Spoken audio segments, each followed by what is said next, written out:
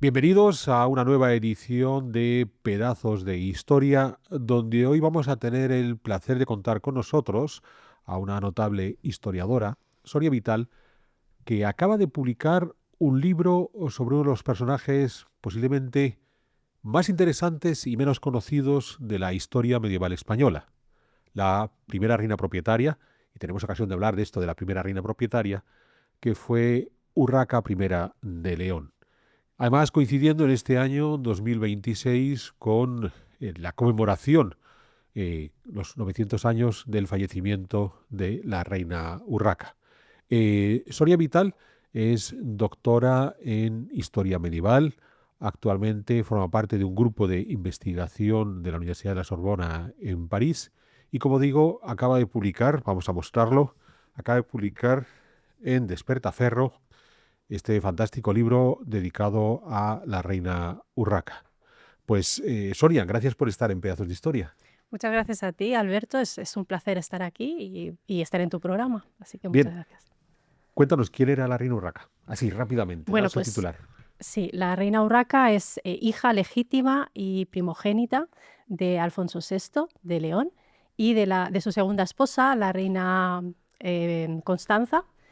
Y desde muy pronto se erigió como heredera del reino de León, porque su madre, después del parto, tuvo un parto complicado y se dieron cuenta de que no podría tener más descendencia, con lo cual ella quedó como heredera hasta que nació otro hijo de Alfonso VI, pero claro, eso no era prevedible en ese momento porque Alfonso VI estaba casado con la reina Constanza.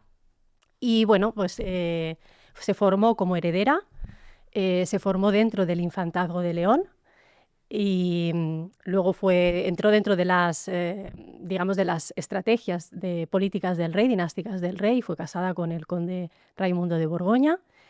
Y bueno, no estaba claro que ella acabaría siendo la sucesora del trono porque, como he dicho antes, Alfonso VI acabó teniendo un hijo ilegítimo con una concubina y aunque en el momento en que ese niño nació no estaba claro que pudiera ser heredero al trono, al final Alfonso VI acabó designándolo. Y eso, claro, rompió un poco lo que, lo que era la estrategia también de Urraca, que siempre se consideró descendiente legítima de Alfonso VI y heredera al trono. Bueno, los acontecimientos acabaron colocándola a ella al trono porque falleció su hermano, falleció su padre, y como única descendiente legítima y primogénita de Alfonso VI, acabó accediendo al trono de León. Bien, tú nos cuentas, además, lo explicas desde el comienzo del libro, que aunque no es un personaje mm, que sea especialmente conocido, sí ha habido estudiosos que ya habían trabajado la figura de Urraca. ¿Por qué hacer un nuevo libro sobre ella? Bueno, sí ha habido estudiosos que han trabajado sobre ella, sobre todo pues, el libro que la pone al centro, digamos, bueno, pone de relieve su agencia política, su proyección política, porque las crónicas de su época, sobre todo, pero más bien las del siglo XIII, acaban quitándole toda agencia política y viendo a la reina como una especie de puente, como una transición entre dos grandes reyes, que es su padre Alfonso VI y su hijo Alfonso VII. Entonces, al haberle quitado toda esa agencia política, estaba, digamos, de alguna manera desprestigiada, ¿no? Se ve solamente como puente y no se observa la labor política de la reina. Y Bernard Reilly en el año 82 publicó un libro dedicado a la reina Urraca en el que pone de relieve la agencia política de la reina. Y luego, al calor pues, también de la historia de la revolución que supuso en los estudios históricos la historia de las mujeres, la historia del poder femenino, pues se ha puesto de relieve también el estudiarla. El último, yo considero, ha habido más estudios, pero el último así gran libro de referencia es del año 2006, por lo cual tiene ya 20 años, y hacer ahora un nuevo libro sobre la reina, además de conmemorar estos 900 años, que bueno, es una fecha que parece baladí, pero es importante, son 900 años de una reina titular, pues se inscribe también en esos nuevos enfoques, en estos 20 años de diferencia, en el que bueno, pues se estudia el poder, la reginalidad, se estudia el poder femenino, y creo que a la luz de esos nuevos enfoques y de los nuevos adelantos que ha habido, la reina merecía pues volver a visualizarse y volverse a poner en el punto de mira.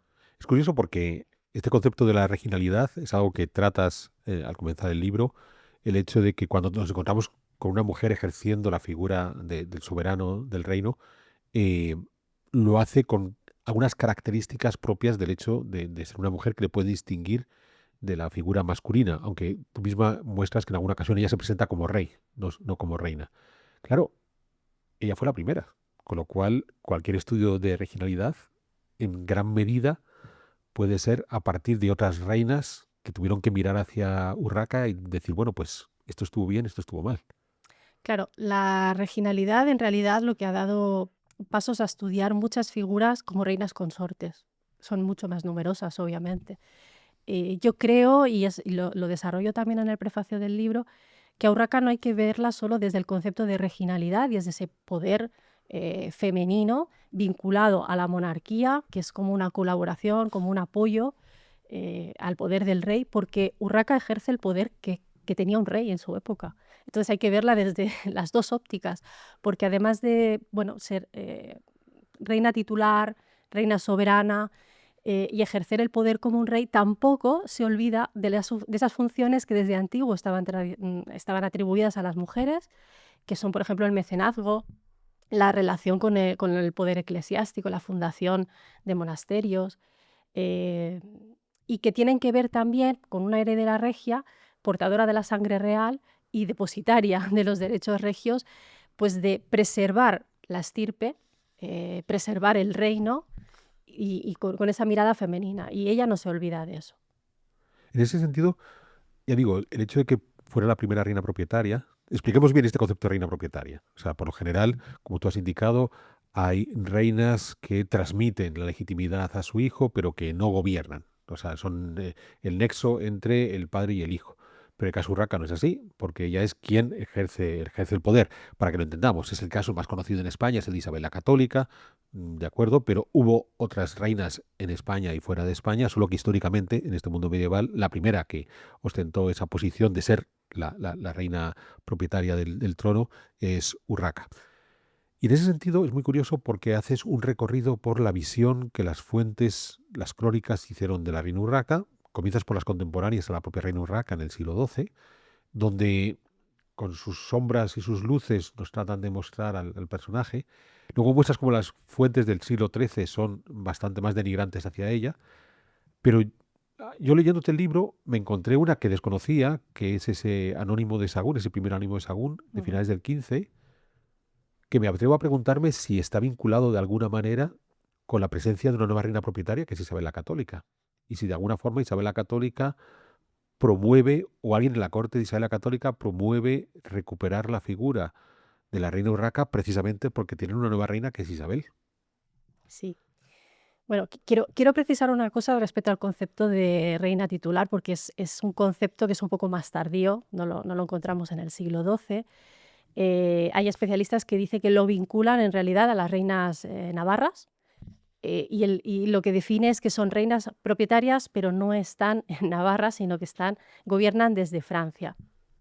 Em, la reina Urraca es una reina titular, o sea, ella recibe el poder por derecho propio. Es una descendente regia y recibe el poder por derecho propio. Y luego es soberana porque ejerce el poder efectivo, ¿no? Respecto a tu pregunta, las crónicas anónimas de Sahagún, hay muchas dudas sobre su autenticidad, aunque yo creo que muchos de los detalles, como otros investigadores, muchos de los detalles que aportan están íntimamente relacionados con el contexto político peninsular del siglo XII, con lo que cuentan y con los acontecimientos de la vida también de Urraca, con lo cual yo no tengo dudas de su autenticidad, pero sí es posible que haya habido reelaboraciones, porque las copias que conservamos son del siglo XV, como bien dices. Claro, el protagonismo principal de esa crónica es el monasterio de Sahagún, y es bueno, una lucha de poder, digamos, contra el abad de Sahagún. Y ahí se inscriben el rey Alfonso el Batallador, que tiene guarniciones en Sahagún y que logra, bueno, pues los burgueses se ponen de su lado contra la reina y contra el abad, que además es expulsado en más de una ocasión, el abad Domingo. Y todo esto se repite un poco, digamos, esta dinámica en el siglo XV, cuando el monasterio de Sahagún necesita, digamos, ponerse al centro, recuperar el prestigio que había tenido ante la congregación también de Valladolid y las nuevas, digamos, dinámicas eclesiásticas del reino.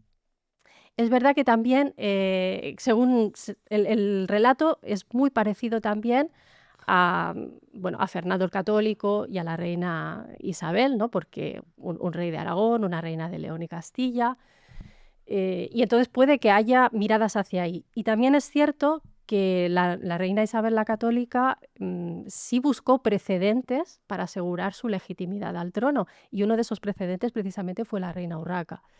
Entonces, es posible que en esas reelaboraciones se inscribieran algunas ideas del siglo XV, pero el contenido de la crónica es totalmente compatible con los acontecimientos que pasan en el siglo XII y muchas de las cosas que le suceden a la reina las sabemos también por esta crónica, apoyada con otras, porque la historia compostelana es riquísima en detalles y muy cercana a los acontecimientos y se puede contrastar la información, entonces se completan de alguna manera, se complementan. Bien, para que no nos perdamos en la jugada, cuando muere Alfonso VI, rey de León, el padre de Urraca, en 1109, Urraca se convierte en la reina de León, pero la corte le sugiere, le invita, le ordena, le recomienda que tenga un esposo fuerte a la par para que pueda ejercer mejor ese gobierno, y el candidato que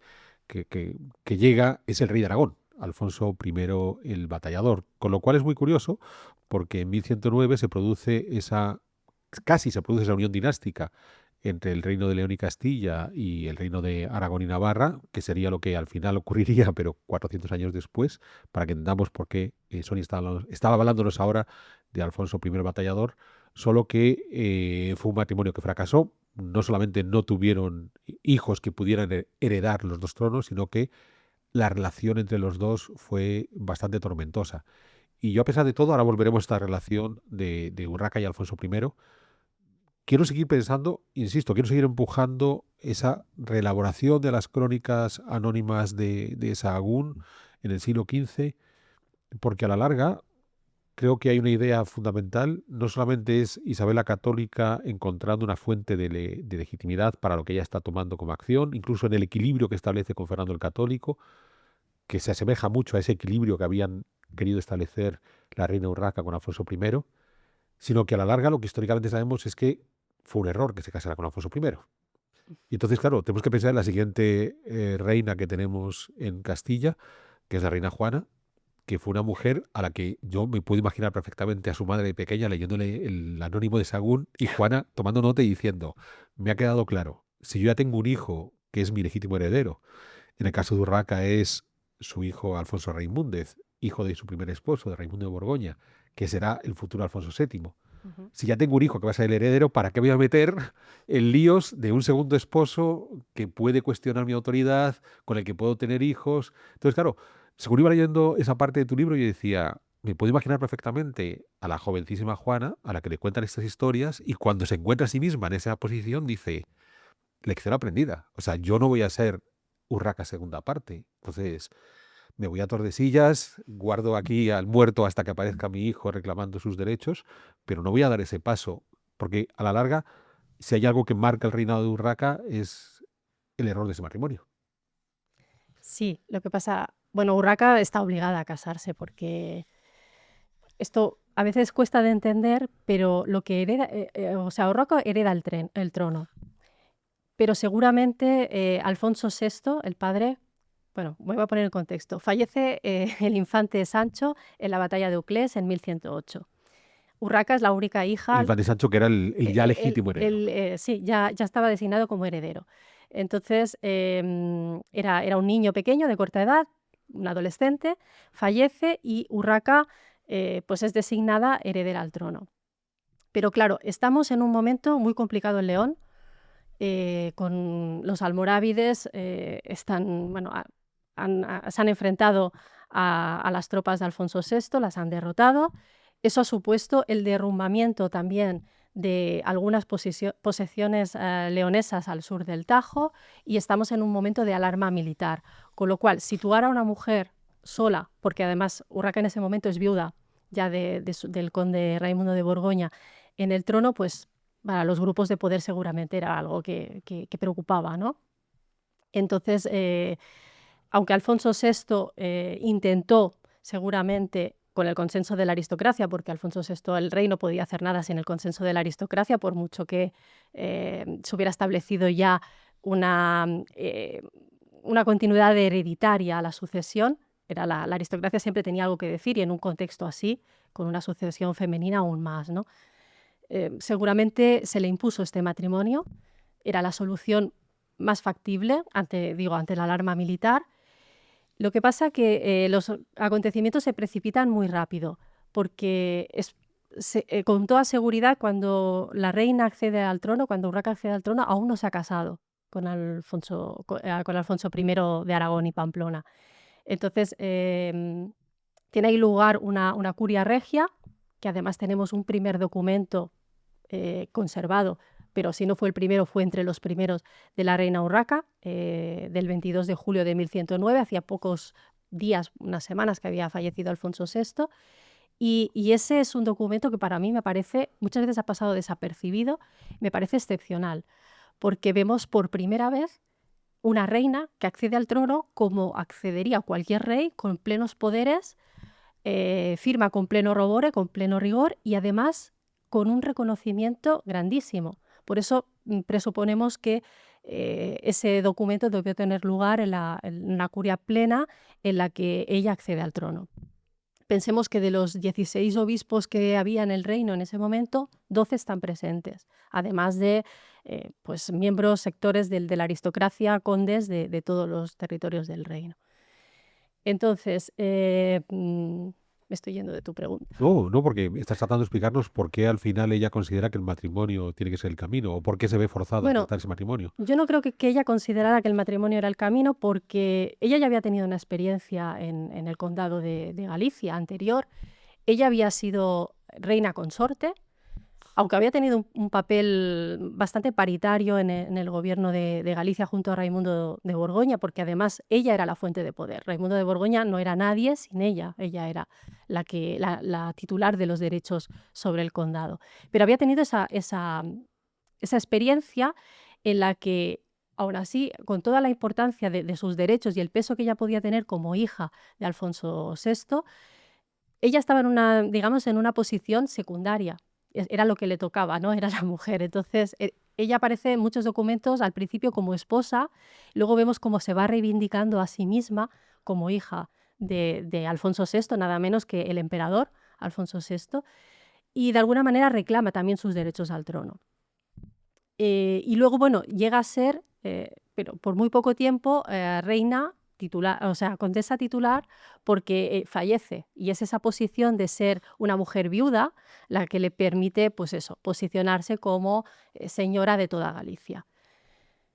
Le dura poco porque Raimundo de Borgoña fallece en septiembre de 1107 y ella accederá al trono en julio de 1109, con lo cual son unos escasos 2 años en el que está al frente del condado de Galicia. Y tiene la oportunidad de ver seguramente ese cambio, ¿no? Porque en ese momento, aunque tenga que responder a las directivas de su padre, porque ella siempre va a actuar con el consenso de los nobles de la tierra y de su padre, pero actúa, pues eso, como titular del condado. Claro, de ahí pasar a ser reina titular, también pocos meses, porque en torno a octubre, noviembre seguramente de 1109, ella se casa, no tenemos una fecha segura, pero se casa con Alfonso el Batallador. Ha accedido al trono sola, con plenos poderes, y de nuevo ese matrimonio la vuelve a colocar en una posición secundaria, dependiente de su marido, que se va pronto a titular como emperador de Hispania, y es el que va a asumir el protagonismo, ¿no? de las acciones políticas, por mucho que ella esté ahí y que sea la reina titular. Ha de ponerse un poco en un segundo lugar. una mujer como Urraca que siempre tuvo claro que quería gobernar y que tuvo, bueno, esa herencia, ¿no? Ella había crecido y se había formado entre las infantas de León en el infantado. Era responsable también de su estirpe, del reino, y echarse a un lado, pues iba a ser imposible prácticamente, ¿no? Y enseguida hubo pues los primeros enfrentamientos porque ella se da cuenta que el batallador intenta posicionarse en el reino por la fuerza y allá ya no son solamente las intitulaciones de él que muestran esa superioridad, ¿no? Sino también las acciones armadas que hace contra Galicia, contra León. Y ella, yo creo que ella se da cuenta que la única solución para ella poder gobernar es hacerlo sola. Y hacerlo sola significa que tiene que separarse del batallador. Y con lo que me decías respecto a la reina Juana, claro, no podemos saber esto con seguridad, pero es muy posible claro, que estas mujeres hubiera una transferencia oral o en libros, en escritos. Muchas veces eran las mujeres las que compilaban genealogías o las que estaban detrás de las crónicas.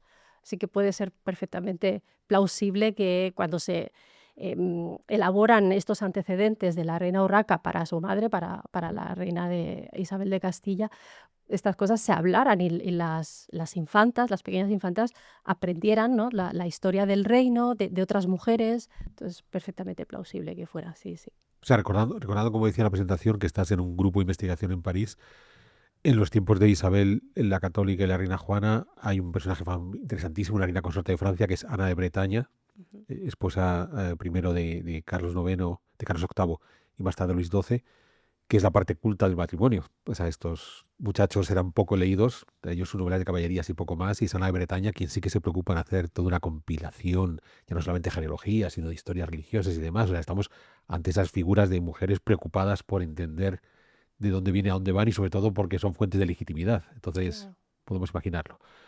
Una aclaración, porque Sonia ha mencionado un término que nos puede chocar cuando ha dicho Alfonso VI el emperador.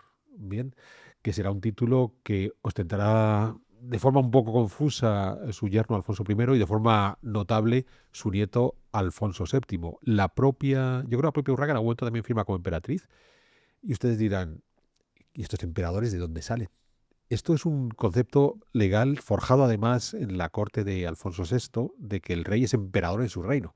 Entonces, frente a la presencia de un emperador conocido, que es el del Sacro Imperio, que anda por allá en el centro de Europa, en el caso de los reyes de la península ibérica, se acogen a ese hecho de decir somos emperadores en nuestro reino, no hay nadie por encima de nosotros, a lo que se añade que Alfonso VI, y será algo que la reina Urraca y su nieto Alfonso VII van a consolidar, son reyes de sus reinos. En el caso de Alfonso VI, tras unas cuantas vicisitudes, recordemos que Alfonso VI es el rey del Cid Campeador.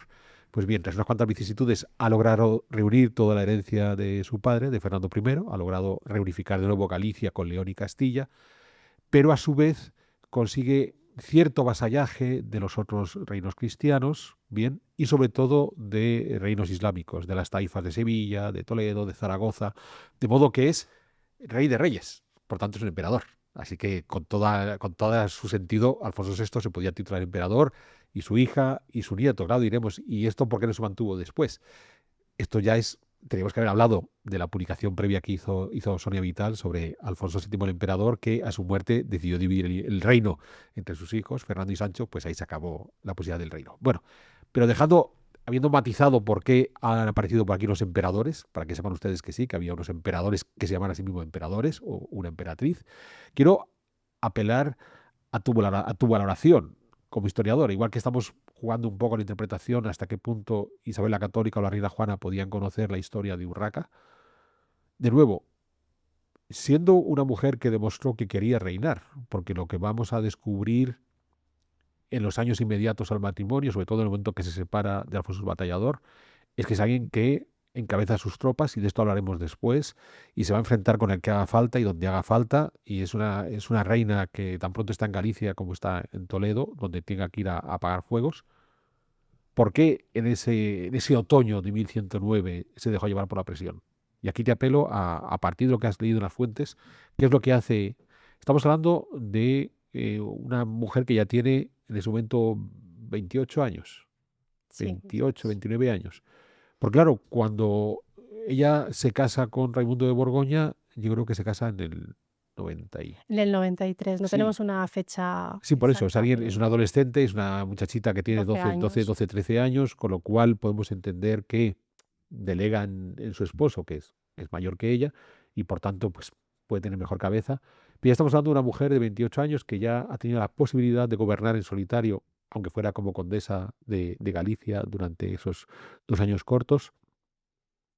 Cuando tú estás enfrentándote a las fuentes, cuando ves ese documento de Julio donde toda la corte está con ella, cuando en las vicisitudes posteriores descubres que hay gentes que firmaron ese documento que siempre le fueron fieles, ¿qué es lo que pasó por su cabeza para, a pesar de todo, aceptar ese matrimonio? Bueno, porque no tenía otra opción, porque sin el apoyo de la aristocracia no hubiera podido acceder al trono, no hubiera podido reinar y no hubiera podido mantener el trono. Esto es un juego siempre de equilibrios, de negociación con la aristocracia, pero era lo que he mencionado antes muy brevemente. Un rey, una reina en este momento no gobierna solo. El rey no gobierna sin la reina.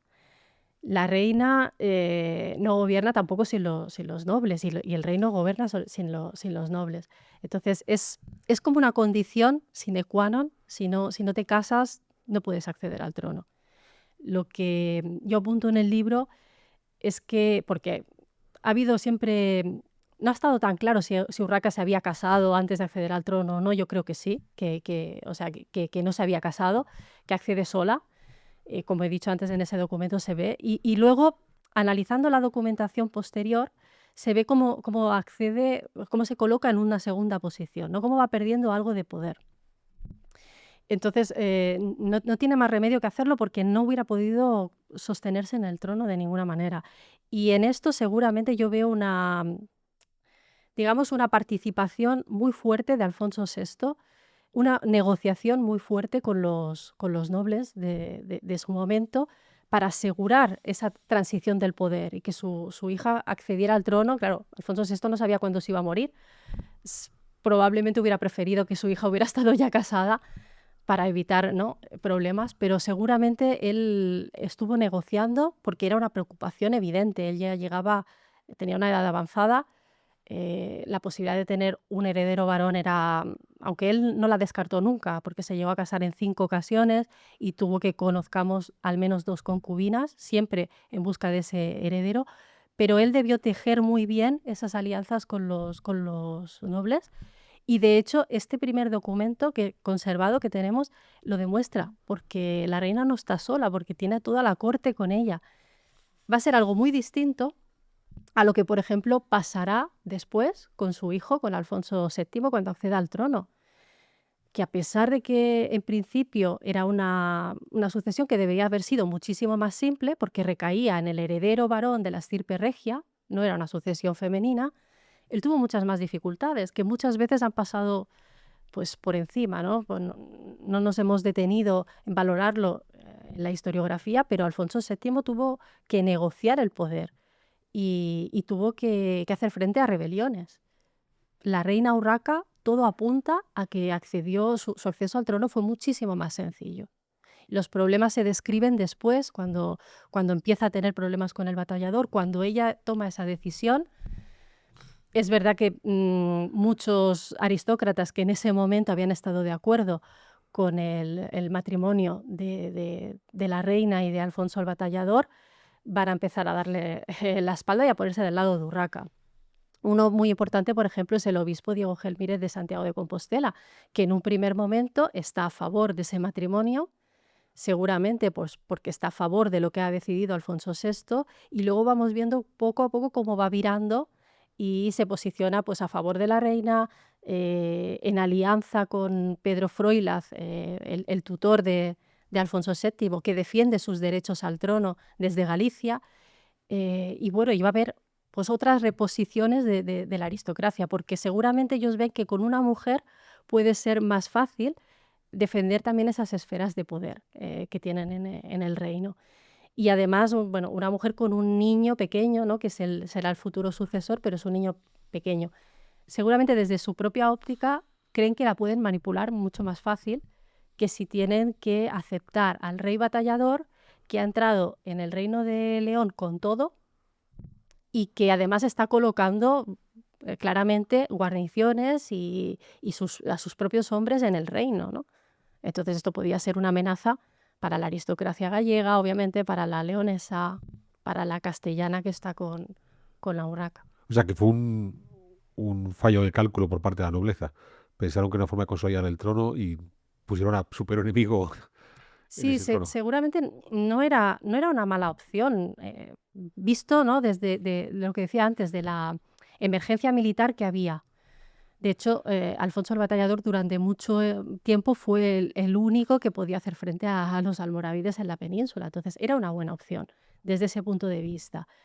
Y además, pues ayudaba también el batallador a consolidar la figura de Urraca, a hacer esa transición del poder, ¿no? Porque Alfonso VI tiene que tener un heredero, una descendiente, y seguramente era más fácil ver a esta mujer en el trono con una figura potente a su lado, ¿no? Y como proyecto político, pues unir los reinos de León, Castilla con Aragón y Pamplona, pues era algo muy potente, que además de alguna manera también podía beneficiar al Reino de León. Y de hecho, en las capitulaciones matrimoniales que conservamos de la reina Urraca y de Alfonso el Batallador, vemos también indicios, seguramente, de una negociación de Alfonso VI y de la aristocracia en los que se intenta preservar de alguna forma el Reino de León. Sí, cuéntanos las capitulaciones porque son realmente interesantes. Bueno, pues las capitulaciones son interesantes porque nos ayudan también a ver lo que decía antes, ese cambio de posición de la reina titular, que aparece como la mujer del batallador. Simplemente reina, la reina Urraca, la mujer del batallador, mientras de Alfonso I, mientras que Alfonso I aparece ya como el imperator, ¿no?, de Hispania. Eh, Pero hay unas cláusulas muy interesantes. Hay unas cláusulas muy interesantes y yo creo que evidentemente detrás de ella está Alfonso VI seguramente y la aristocracia de León, en las que sobre todo me interesan las disposiciones sucesorias de ese testamento, Ajá. de esas capitulaciones, en las que sí, todo estaba pensado para que heredaran estos reinos conjuntos, León, Castilla, Aragón y Pamplona, en la descendencia común de Urraca y el batallador. Claro, las disposiciones dicen, si no hubiese descendencia común y fallece el rey batallador antes que Urraca, entonces Urraca heredaría todo y de ahí pasaría a su descendencia. Con lo cual ahí ya se está preservando bastante el reino de León. Si es al revés, si la que fallece es Urraca antes que el batallador, todo pasa al batallador, pero el batallador no puede decidir a quién se lo puede entregar, a otro descendiente suyo o a alguien de su estirpe, sino que después lo va a recuperar el futuro Alfonso VII, Alfonso Raimundo, el hijo de Urraca, con el conde de Raimundo de Borgoña.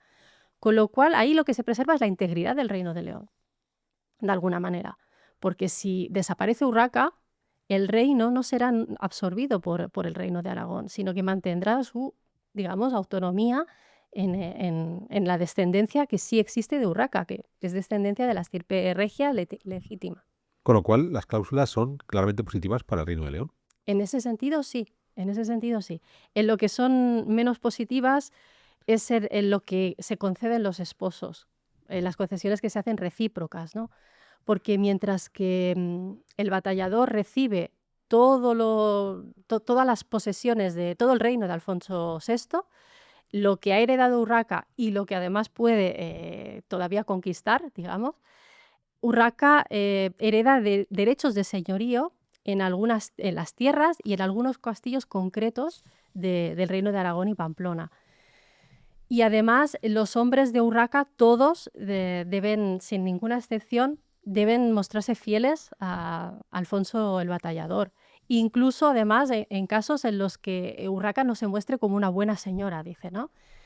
En cambio, sí sucede lo mismo para Urraca en el Reino de Aragón, que los aristócratas tienen que hacerle ese homenaje de fidelidad a la reina, pero estos hombres pueden darle la espalda a Alfonso el Batallador hasta que el batallador, digamos, resuelva ese conflicto, ¿no? Hasta que el conflicto que exista en ese momento. O sea, no van a despegarse del todo del batallador, mientras que las cláusulas dicen que si la reina se comporta mal, el batallador sí va a recibir el apoyo de la aristocracia del reino.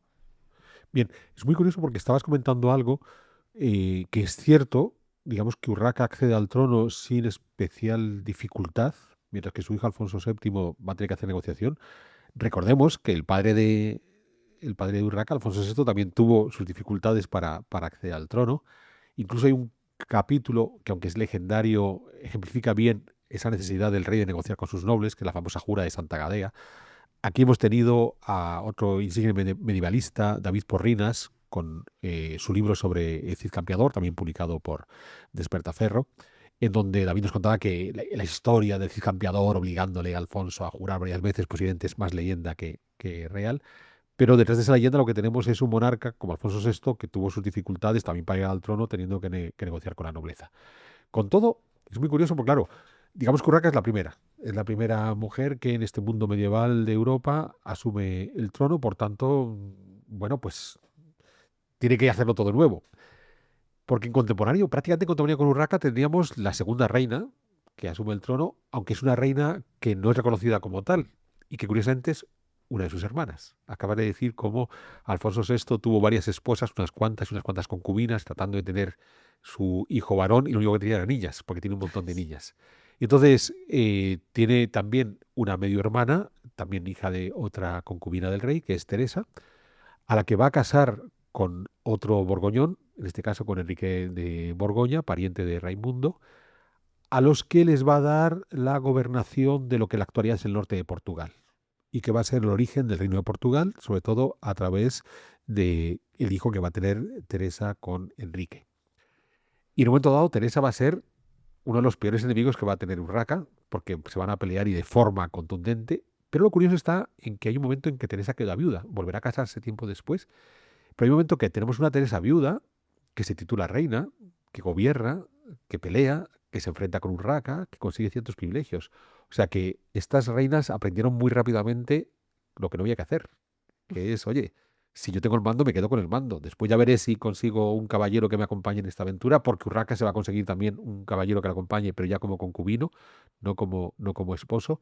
De modo que, de alguna manera, digamos que eh, esa vicisitud en la que se encontró Urraca en 1109, en donde se ve forzada a casarse y es un matrimonio que la quita el poder y que al final tiene que divorciarse de Alfonso I para poder recuperar ese poder y poder en realidad recuperar el reino, su medio hermana Teresa aprendió una lección al momento. O sea, se queda viuda, durante unos cuantos años está viuda, ejerce como reina y además peleona. Sí, bueno, tal vez la diferencia es que cuando Teresa se queda viuda, ella ella domina, es condesa de Portugal junto a Enrique y asume el poder que ya estaban compartiendo ambos en Portugal, ¿no? No tiene que acceder a la titulación de ningún dominio, ella ya está ahí. Y por lo tanto, lo que hace es continuar esa labor que ya estaba haciendo con Enrique, seguir forjando alianzas, porque la política medieval es así, es de forzar. Las alianzas son muy inestables y tienes que siempre continuar retribuyéndolas y sigue, pues, sigue como estaba, solo que ahora ella es la titular. Y con la ambición, porque, bueno, vuelvo otra vez a lo que decía antes, pero seguramente Teresa se crió en el mismo contexto de Urraca, en el infantazgo. Por eso no es curioso de que tengamos esas dos figuras femeninas tan potentes, con ese ejercicio efectivo de la potestas, de la potestad regia, efectivo, y que quisieran gobernar y que quisieran reinar y que tuvieran eso tan claro. Eh, sí, Teresa se va a autointitular reina a partir del año 1117, en un momento en el que también ya Urraca está más estable, digamos, en, en su reino, y no va a querer abandonar el poder. Y sí, es verdad que tiene ese matrimonio, entre comillas, porque hay quien habla también de un posible concubinato con Fernando, hijo de Pedro Froilaz de Traba, porque la relación con los Traba es muy sólida. Es muy sólida para ella porque le permite pues extender el poder y el dominio hacia zonas del sur de Galicia, donde, donde los Traba pues, se mueven con mucha facilidad y tienen ahí el poder. Bueno, y hay muchos aspectos que son de la vida de Teresa, de la vida de Urraca, que son muy en paralelo, funcionan muy en paralelo. Y pasa lo mismo con Alfonso VII y su primo Alfonso Enrique, hijo de Teresa. Hay muchos aspectos de los que están en paralelo y a veces la fortuna nuestra es que cuando las fuentes no llegan a darte toda la idea necesaria para reconstruir ciertas dinámicas, pues puedes compararlas con eso porque tiene una cierta familiaridad, ¿no? Y bueno, y sí, el reino de Portugal se extiende, se segrega, digamos, del reino de León, por lo tanto las dinámicas son muy similares, ¿no? Se acabará extendiendo con Enrique, con Alfonso Enrique, del hijo de Teresa. Pero que es curioso, que es esa iniciativa de Teresa de querer tener el poder la que la consolida como soberana en su condado de Portugal, y Alfonso Enríquez es Alfonso I de Sí. Portugal. Llevamos ya un buen rato hablando y no hemos logrado salir más allá del comienzo del reinado de Urraca, que a partir de ahí es un reinado realmente complicado, porque hay unos primeros años en esos tiras y aflojas que va a tener con Alfonso el Batallador. Se reconcilia, se vuelve a pelear, se reconcilia, se vuelve a pelear, hasta que hay un momento dado en el que ya, de alguna forma, Alfonso I se centra en el empecinamiento por conquistar Zaragoza, el reino islámico de Zaragoza. Entonces eso de alguna forma le distancia de la presencia en León y Castilla y Galicia. Seguir los acontecimientos es complicado Sí, porque las alianzas se mueven para un lado y para otro. Ojo, hay una parte, digamos, un poco más novelesca, bien, desde la propia relación que mantienen la reina Urraca con Alfonso I Batallador, incluso con una posibilidad de violencia brutal por parte del batallador hacia la reina Urraca. Hay otro momento complicado cuando ella está en Santiago de Compostela junto con el obispo Gelmírez, que es el gran impulsor de la reconstrucción de la iglesia de Santiago, la que tenemos hoy, la catedral que podemos ver hoy. Un obispo Gelmírez que a veces es aliado, a veces amigo, a veces enemigo, va cambiando de bando. Entonces, en un momento que los propios compostelanos se sublevan contra el obispo y la reina, y a la pobre reina me la maltratan en plaza pública. No sé si has leído, y te adelanto algo, la novela de Isabel San Sebastián sobre la reina Urraca. pues Yo, no, la tengo o comprada sea, y yo, la tengo yo pendiente, con, pero no la he leído o sea, todavía. yo a Isabel la tengo muchísimo cariño, nos llevamos muy bien. Hemos debatido mucho sobre su novela. Claro, Isabel se toma ciertas libertades a la hora de novelar la vida de Urraca que tú como Claro. historiadora no te puedes tomar y que posiblemente el día que te leas la novela vas a decir, quizás aquí ha forzado un poco. Entonces, bueno, digamos que sí, ese aspecto novelesco, pero quiero quedarme con otra idea que me parece más importante, que es en todas estas idas y venidas con sus diferentes aliados en Galicia, en León, en Castilla, hablas a menudo de la presencia de la reina en el campo de batalla. ¿Eso cómo se simboliza? ¿Qué significa que la reina esté en el campo de batalla cuando se enfrenta a sus enemigos? Mira, pues es una pregunta que me gusta porque he hablado de las crónicas, ¿no? Que las crónicas dejan una imagen de Urraca pues, muy injusta y le quitan todo papel político. Y eso no las hace inútiles, las crónicas, porque son crónicas que son interesadas, no las hace inútiles, nos sirven para pues, llegar a tener muchos datos que no nos da la documentación, ¿no? Simplemente hay que contrastar y hay que saber hasta qué punto pues las crónicas manipulan ciertos aspectos. Y por lo que se refiere a la guerra, son precisamente las crónicas las que más datos nos dan de esta participación de Urraca en el campo de batalla, pero no solo. También nos dice la historia compostelana que atraviesa pues, montes escarpados por el duro invierno de Asturias y León para bueno, pues llegar eso, a las tierras de Asturias, de León y en busca de financiación para la guerra, porque la guerra con el batallador, obviamente, va a ser una guerra continua desde el año 1110 hasta que fallece Urraca, es una reina continua. Es verdad que una guerra continua, es verdad que va a haber altibajos y va a haber momentos en los que se van a consolidar unas ciertas treguas que van a dar un poco, ¿no? No de paz, pero de un poco de perspectiva para que tanto Urraca se concentre más en los problemas que tiene en su reino y Alfonso el Batallador lo haga en el suyo. Pero, como decía, las crónicas nos dan esa imagen incluso de la reina llegando a perseguir el batallador a campo abierto cuando él se tiene que retirar de Astorga en un enfrentamiento en el año 1112 para refugiarse en la tierra de Campos y allí los sitia en Carrión. Vemos a la reina que acampa con sus hombres y que toma el mando, pero no solamente en la guerra con el batallador, la vemos también, nos dice la historia compostelana, enfrentada a algunos rebeldes en Galicia, por ejemplo, y ella va allí, acaba llevando también la guerra a su hermanastra, a la condesa Teresa. La vemos inmersa incluso en una batalla naval con Gelmírez luchando contra la condesa Teresa. Todas estas imágenes no te las da la documentación, obviamente, aunque la documentación también nos permite contrastar digamos, esa búsqueda de la reina con financiación, porque lo que va a hacer la reina es dar algunas posesiones a iglesias, a obispos, demás, a cambio de financiación para la guerra. Y algunos documentos lo dicen, esto es para pagar a mis soldados. Entonces, vemos esa implicación de Urraca en la guerra. Y antes hacías referencia al título imperial, y Urraca lo utiliza, el título imperial, y lo utiliza, es verdad, durante un espacio de tiempo muy corto, entre los años 1110 y 1114. Y creo, si no recuerdo mal, solo aparecen 5 documentos. Siempre se ha dicho que Urraca utilizó poco ese título porque era una prerrogativa más masculina, ¿no? Más vinculado eso a la guerra, sobre todo porque Alfonso el Batallador utiliza ese título para mostrarse como un príncipe guerrero victorioso, ¿no? Sin embargo, yo creo que la utilización del título por Urraca y su feminización, porque es por primera vez que sucede esto, que lo vuelve femenino, imperatrix, y lo utiliza además en ese contexto de 1110 a 1114, en un momento de intensidad muy grande de la guerra contra el batallador, de búsqueda de esos recursos para poder pagar a sus soldados. La reina lo está utilizando también con esa significación bélica y política. No creo que pierda significado.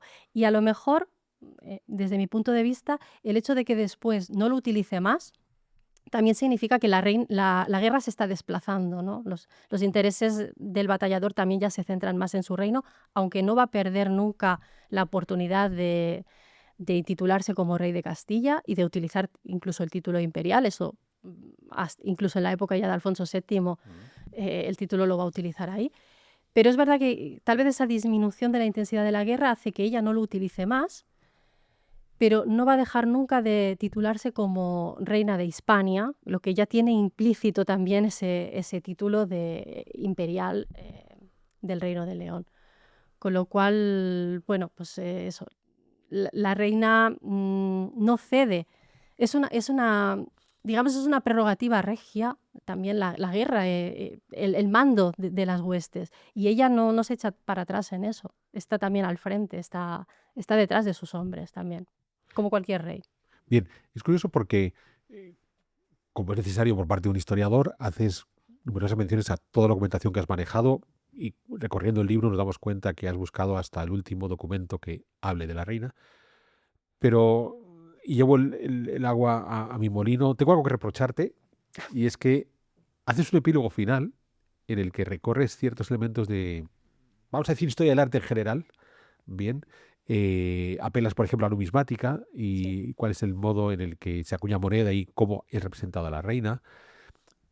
Sobrevuelas muy rápidamente la participación que pudo tener Urraca en algunos ejemplos notabilísimos en historia del arte, o sea, qué hay de la reina Urraca, por ejemplo, en San Isidoro de León. Sé que es un debate complejo, porque puede ser parte de ella, puede ser parte de sus tías que también intervinieron en San Isidoro de León. Bien, haces mención a la propia representación que tenemos de ella en miniaturas medievales, pero yo te reprocho que le sacas poco partido.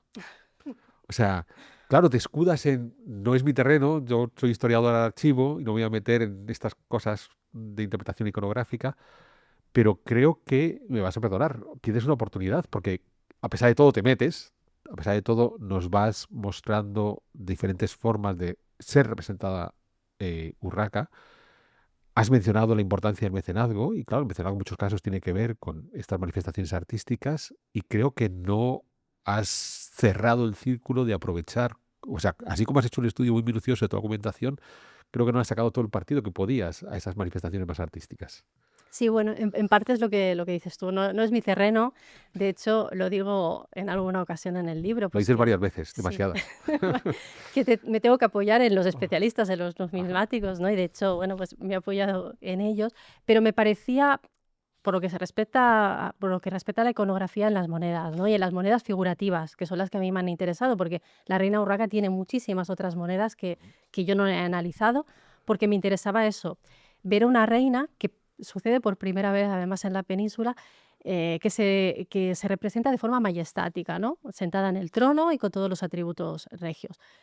Me parece que es una imagen muy potente de cómo Urraca se veía a sí misma y quería que los súbditos la vieran. Entonces, si eres consciente de lo potente que es la imagen, mientras que muchos de esos documentos escritos confirmados por la curia son documentos, digamos, privados, que van a estar dentro de las notarías reales, pero la mayor parte de los súbditos no lo van a conocer, pero los súbditos iban a tener en sus manos esa moneda con cómo no me has incluido de una forma contundente esa iconografía en el estudio de Urraca y lo has puesto como un epílogo ahí. Bueno, discúlpeme que al final explica esto. No, a ver, yo creo que eso tenía que estar ahí, Ajá. porque sí, porque cierra, ¿no? Toda, pues la imagen que yo he querido dar de Urraca, el sentirse reina desde un primer momento, esa necesidad, esas ganas de ejercer el poder y el verla pues sentada en el trono, y yo creo que reforzaba. Había también que poner un punto y final al libro en algún momento, y es verdad que son temas en los que me muevo menos, intento nutrirme de quien sabe y traerlo a mi terreno y dar esa imagen así. También es muy importante el sello de validación, que tenemos muy poca información sobre ello, pero aparece mencionado en 3 documentos de la reina y aparece mencionado también en la historia compostelana, en un pacto entre Diego Gelmírez y la reina que se tiene que mandar al Papa, a la Santa Sede, con lo cual el sello de validación parece que es importante, pero no tenemos indicios de ese sello más que esas menciones en esos 3 documentos y en la historia compostelana. Claro, los especialistas, los que saben de iconografía, van más allá y dicen que posiblemente no fuera muy distinto a esas imágenes majestáticas de la reina de la iconografía de las monedas y que incluso vemos después que Alfonso VII, su hijo, sí iba a utilizar sello imperial, iba a utilizar otro tipo de monedas y que quizás ella fue pues esa imagen que después retomó su hijo. No podemos ir más allá. A mí me encantaría saber más también sobre monedas, es una asignatura pendiente, pero creo que como cierre quedaba bien, como colofón a esa representación que yo quería ver. Y respecto a lo que me dices del mecenazgo, también es súper importante. Lo que pasa que es algo que también ha estado más trabajado. Por Terés Martín, por ejemplo, que tiene un libro, no lo he mencionado antes, también del año 2006, sobre la reina Urraca, a la que ve como un rey, también ella.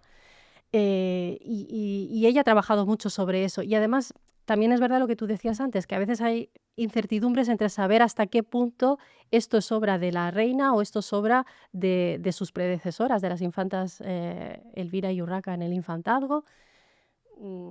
Entonces, por eso no me he explayado más en estas cuestiones, porque yo creo que son bien estudiadas por los historiadores del arte. Bien, pues se nos está acabando el tiempo y me queda una ultimísima pregunta. Yo cuando era niño tuve un maestro en la escuela, en primaria, don Inocencio, que nos hizo aprendernos de memoria, es la famosa historia de la lista de Reyes Godos. A mí no, a mí me hicieron aprenderme la lista de los reyes medievales. Y era muy divertido porque me contaban que era Alfonso VI y Alfonso VII. Y entonces Urraca aparecía como mera transmisora entre Alfonso VI y Alfonso VII. Y don Inocencio, que no era tonto, lo justificaba en el hecho de que Alfonso VII, el hijo, aparece con el título de rey desde muy jovencito. Y en efecto, tú en el libro lo explicas, que ya desde niño le aplican el título de rey. Entonces, para rematar este recorrido por Urraca, cuéntanos muy brevemente, porque ya digo, se nos ha ido el tiempo, ¿qué significa que Alfonso VII tuviera ese título de rey desde niño?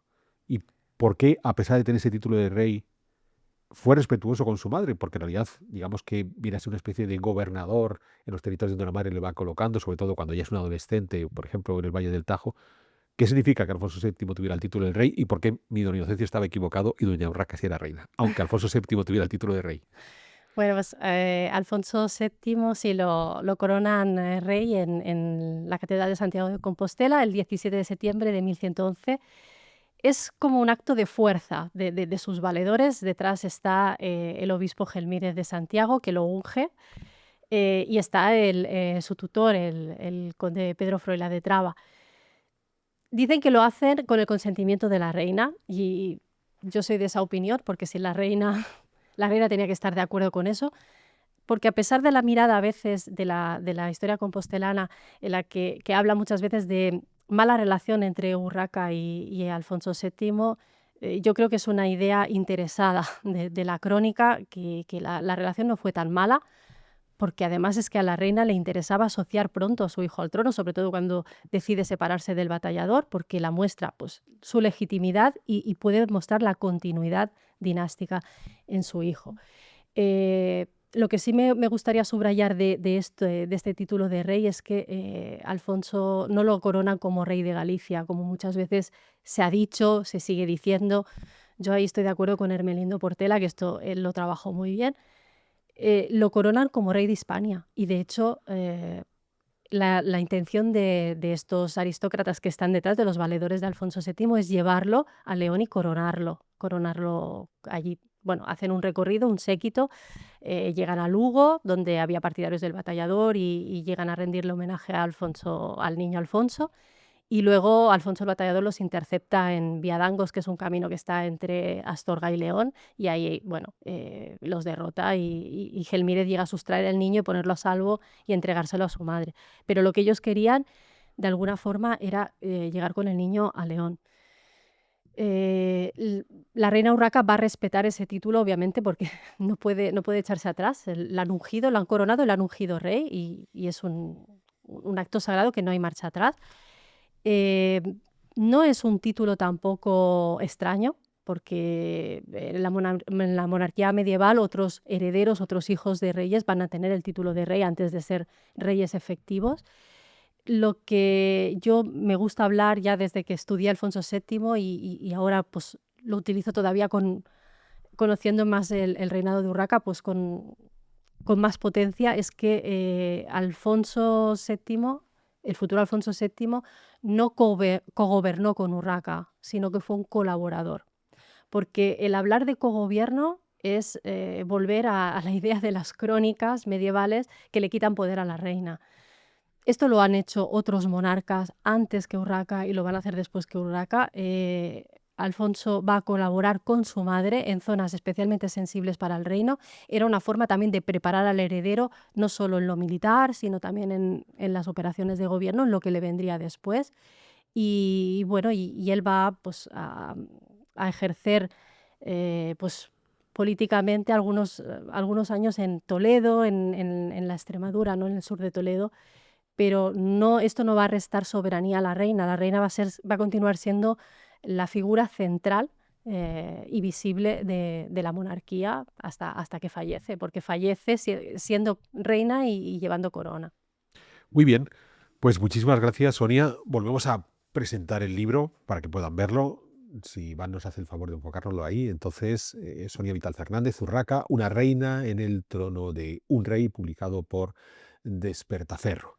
Muchísimas gracias, Sonia, por acompañarnos en Pedazos de Historia. No, gracias a ti, Alberto, ha sido un placer. Muchas gracias. Y a todos ustedes, recuerden, la mejor forma de que podamos seguir con estas producciones sobre la historia es que nos apoyen a través de Freedom Collection, y cada vez la oferta que lanzamos es más amplia, y por supuesto haciéndose miembros de nuestro club de socios. Y ya solamente me queda emplazarles a futuras ediciones de Pedazos de Historia.